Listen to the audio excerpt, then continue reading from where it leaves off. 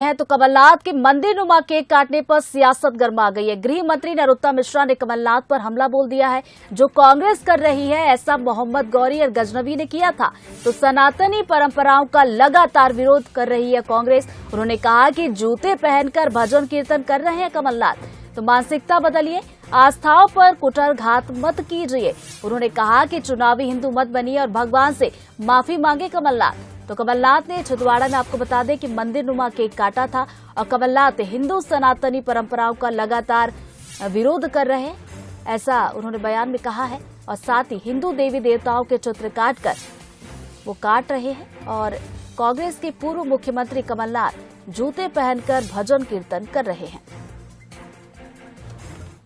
भगवान हनुमान जी की मूर्ति और उसका बर्थडे केक बनाकर टुकड़े टुकड़े कर देना, सनातनी होने का दावा करने वाले लोग मंदिर और मूर्तियों को ध्वस्त करने का ऐसा निंदनीय घोर कृत्य मोहम्मद गौरी और महमूद गजनवी ने किया। मानसिकता बदलिए कमलनाथ जी, आस्थाओं पर कुठाराघात मत करिए, चुनावी हिंदू मत बनिए। आप और आपके नेता राहुल गांधी जी पूरी यात्रा में मंदिर कहीं नहीं गए, पर मध्य प्रदेश में आने पर एक नया विवाद खड़ा करते हैं।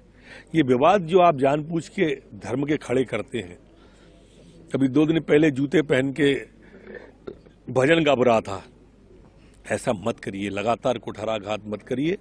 और भगवान से जो टुकड़े टुकड़े किए हैं आपने चित्र के, मंदिर की प्रतिकृति के, उसके लिए भगवान से माफी मांगिए। तो कमलनाथ के मंदिर नुमा केक काटने पर सियासत तेज हो गई। रामेश्वर शर्मा ने भी कमलनाथ पर तंज कसा है। तो कमलनाथ ने मंदिर नुमा केक काटा था, जिसके बाद सियासत इस पर शुरू हो गई है। गृह मंत्री नरोत्तम मिश्रा ने क्या कुछ कहा वो भी हमने आपको थोड़ी देर पहले सुनवाया। तो रामेश्वर शर्मा ने भी कमलनाथ पर अब तंज कसा, क्या उन्होंने कहा आपको सुनवाते हैं। देखा तो कांग्रेस से हमको कतई उम्मीद नहीं है कि ये धर्म की रक्षा करेंगे, ये धर्म के मार्ग पर चलेंगे। इनके हाथ जब भी उठते हैं तो हथौड़ा लेकर मंदिर तोड़ने के लिए उठते हैं, और अब केक के बहाने मंदिर को काट रहे हैं।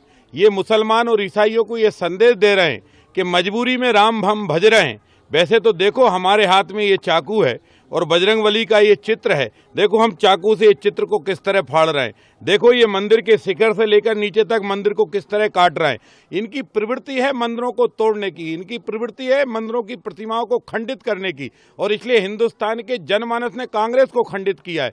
कमलनाथ जी, आपसे हमें यही उम्मीद थी कि चाहे आप अपने जन्मदिन के बहाने बनाओ, पर हिंदुओं पर आप हमला जरूर करोगे, मंदिर जरूर तोड़ोगे, प्रतिमा को खंडित जरूर करोगे। इससे मतलब ये साफ है कि कांग्रेस और कमलनाथ, ना तो तुम हिंदुओं के थे, ना तुम हिंदुओं के हो, और ना हिंदुओं के होगे। और इसी मामले पर सीएम शिवराज सिंह चौहान ने क्या कहा वो भी आपको सुनवाते हैं। देखिए, बगला भगत है, इनका भगवान की भक्ति से कोई लेना देना नहीं है। पार्टी जो कभी राम मंदिर का विरोध करती थी, अब देखा कि नहीं, इसके कारण तो वोटों का नुकसान हो जाता है, तो वोट के लिए फिर हनुमान जी याद आ गए। लेकिन मुंह में राम बगल में छुरी, जाकी रही भावना जैसी। अब बताइए, केक में हनुमान जी बनाए जाते हैं,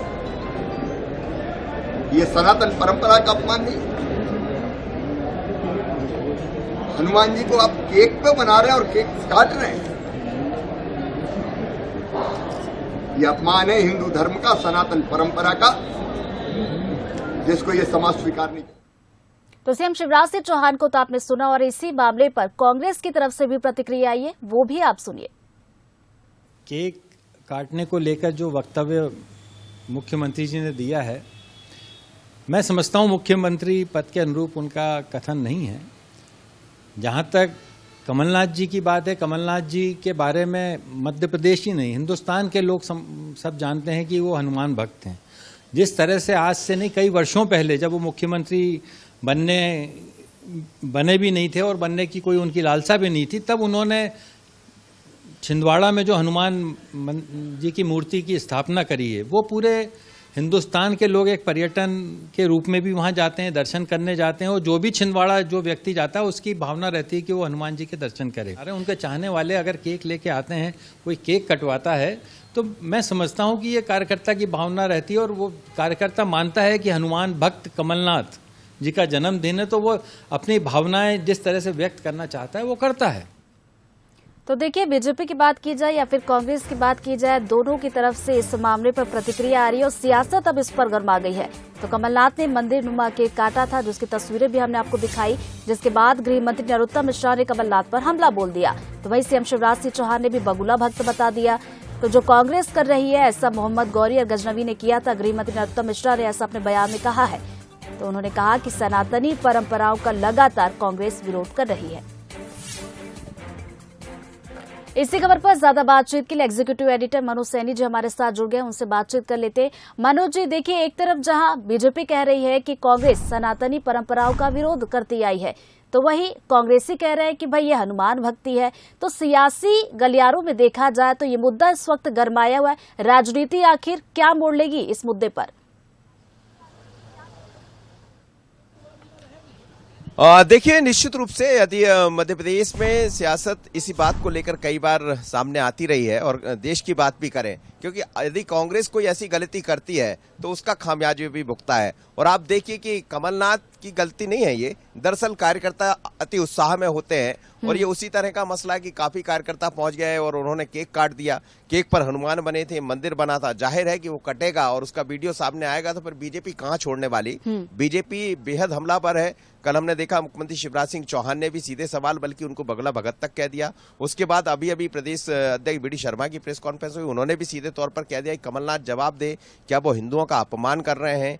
क्या हनुमान को केक बनाकर काटना उचित है? ये समाज कभी माफ नहीं करेगा। नरोत्तम मिश्रा, तमाम भारतीय जनता पार्टी के लीडर्स इस पूरे मसले को लेकर सामने आ गए। तो इस मुद्दे को एक अलग रूप में देने की तैयारी है, क्योंकि केक तो कटा है, केक पर हनुमान भी थे और मंदिर भी बना था, जैसा दिखाई दे रहा, जो वीडियो में दिखाई दे रहा। उसके बाद कांग्रेस की सफाई भी आई है, पर कई बार ऐसी ही गलतियां, ऐसी ही चूक एक बड़ा मुद्दा बन जाती है और भारतीय जनता पार्टी को मौका मिल जाता, जो दिखाई भी दे रहा है।